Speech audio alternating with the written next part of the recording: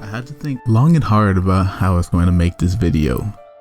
There's just not one moment to portray why and how I enjoyed this game so much. SRO.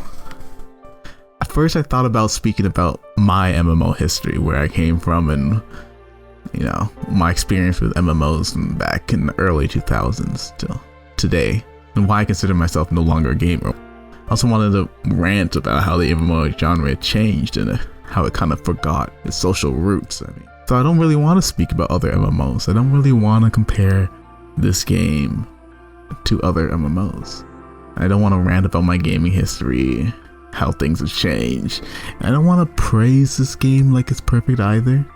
I mean, just looking at it, you can clearly see they're behind in graphics and whatnot, but this is an indie MMO made by one person who made the entire OST as well. Soul's Remnant Online.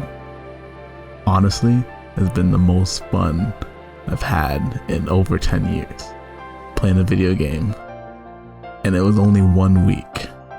So for this video, I just want to show you the game.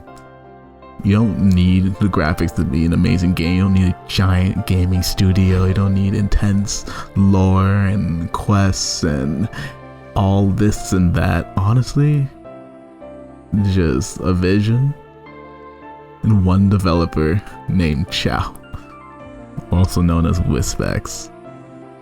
Let me show you the fun I had in this game, and why this game has so much potential. Why you should seek out the Discord and support this one creator, and really this is for all of us that played the game, so we can reminisce and remember the fun that we had in this week. This was honestly an experience, I'd say. Definitely an experience. When I started the game, I had no idea what I was doing. I had one single goal, however: to stop dying at the goddamn caves. Oh my gosh. But no, to be honest, I just wanted to party up with people and level quickly. I didn't even think about recording any of this game until near the end of my playtime. Well, not the end, like about after the time I decided to start a guild, and then after the time I decided to buy a house, and then after that I decided to pimp out my house, and then after that, well, we decided to have the best houses, and that's where the festival arc started. So how the festival arc actually began was that I finished building the Christmas tree in the first house, and somebody came over and just like, ha ha ha, oh my god, you guys should have a party here. And I said, yo, we should definitely have a party here. First thing we had to do, of course, was think about what things you needed at the party. We needed games, but first we needed food. So the food hunt began, and goddamn, that food looked good. Twinkie worked really hard on making this whole chest full, and it looked pretty as hell. We were actually impressed. There was only one level 10 chef at the end of the server, and that was Twinkie. Amazing job. From there, honestly, it just kept escalating. It wasn't good enough. Like, oh, the house is nice, but all these people have come through the house.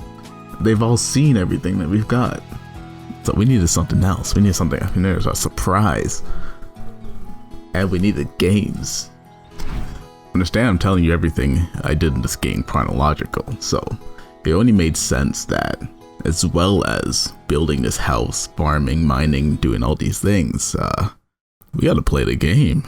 We gotta run some dungeons.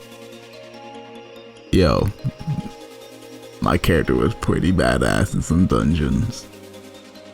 And then, as a team, there were some world bosses, some big bad bosses that spawned every night. The Grim Reaper, the Reaper Fish, scary foes that would kick my ass until I became a badass. You'll see that later on. Well, actually, I'll just show that right now. What the hell, why not? We can time skip. This is a video. It doesn't have to be chronological, the whole of my memory. Look at this clip right here. You see this? My damage was insane, and peep the movement. Yo, the movement was off the chain. The mechanics in this game for moving around was actually a lot of fun to play with. Honestly, the best thing about playing this beta was like nobody was too busy. You know, you didn't log in just like, oh, I have to do my dailies, and you just ignore everybody. It's like you're playing a single player MMO. I'm not gonna rant about MMOs, but it wasn't like that. Everybody was just down to just stop and have a chat, you know. And we weren't the only ones making houses. I'll show you some in a couple of clips right here.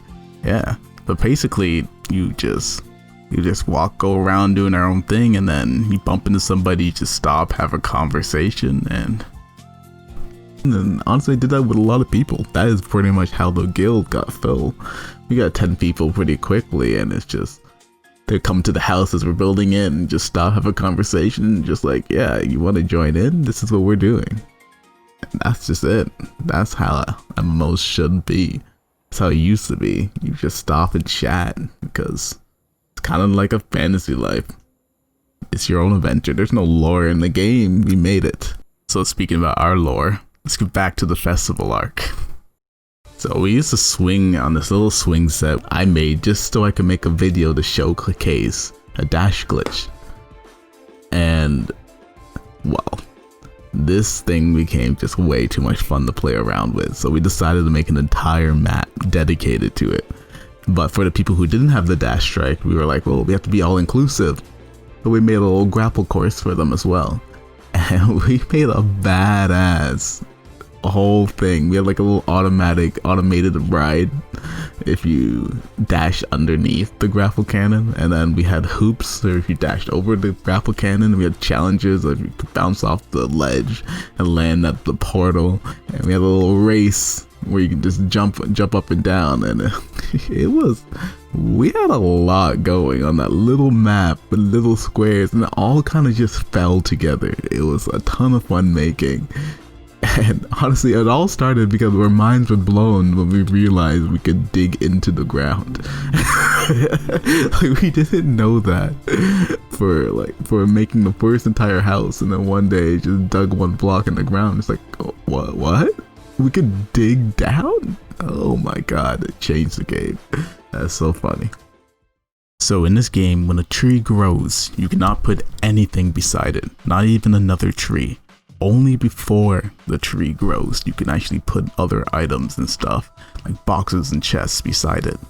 So I had an idea of doing a giant Christmas tree, but I had only one shot to do it. If you made a mistake, then yeah, that's it. One shot, you cannot move the trees, you cannot replace blocks, you can't do anything. So just one go. All I had to be to collect all these seeds, they collect everything, and we had one go, and if we messed up, it was over. You can't fix it. So I went straight to the drawing board, quite literally. An Excel sheet, came up with the plans, and then put it into action. We dug out the whole map. We made it we got the hardest housing, which was on beach 2 to get to, which made a perfect place for a surprise, because most people would not jump up there because it's so annoying. So it was a great place to hide it. And then we made this amazing Christmas tree, and then we put in the words "thank you" right beside the tree for when we surprise the creator of the game, Chow, at the party. We had no idea Chow was even gonna come to the party. Honestly, we put out these advertisements and all this and that to celebrate the party and whatever, because we were expecting 3 people to come. Our goal was 8 people, and then on the day 27 people were online. It was crazy, and that doesn't sound like much to y'all, but that's a lot of people.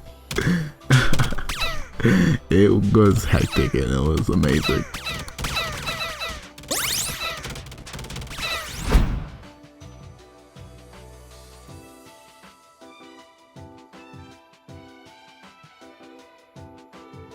This was the second last day that we actually had the party.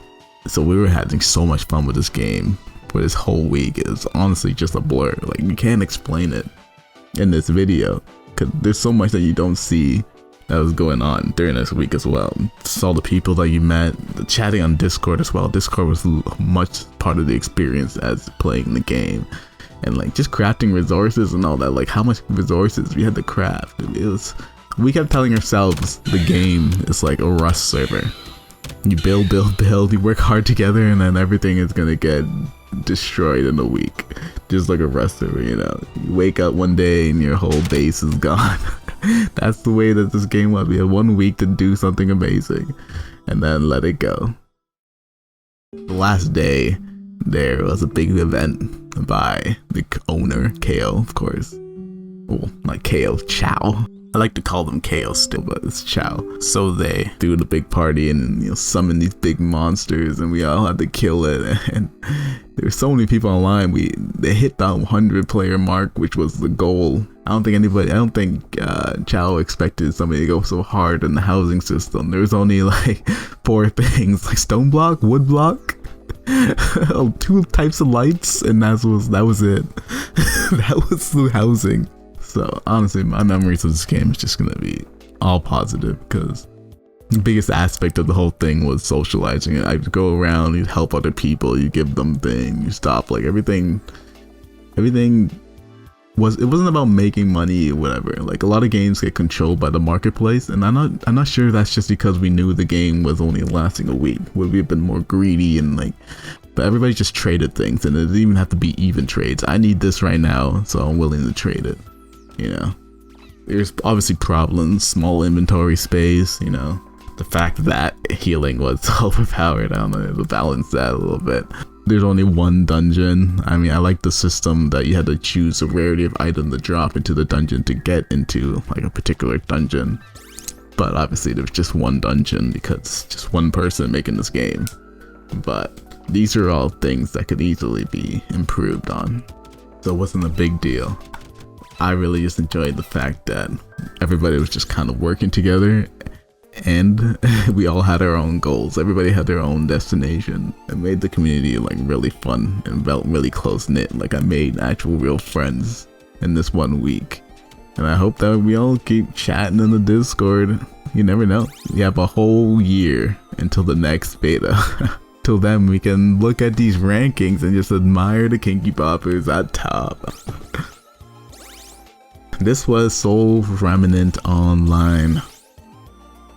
I have nothing but praises to say about this game because I enjoyed it all.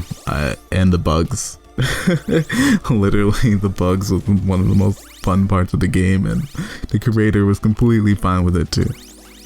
I hope everybody that played the beta enjoyed it as much as we did, and I hope you all enjoyed watching this video. Let me go down a little bit of memory lane, because I didn't want to make a review. I didn't want to tell you what to think about the game. I just wanted to share my experience playing the game and why we did what we did when we played the game.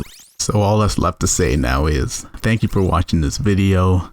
For all of you interested in Souls Remnant Online, just join the Discord. You'll find out when the next test will be, and support the creator.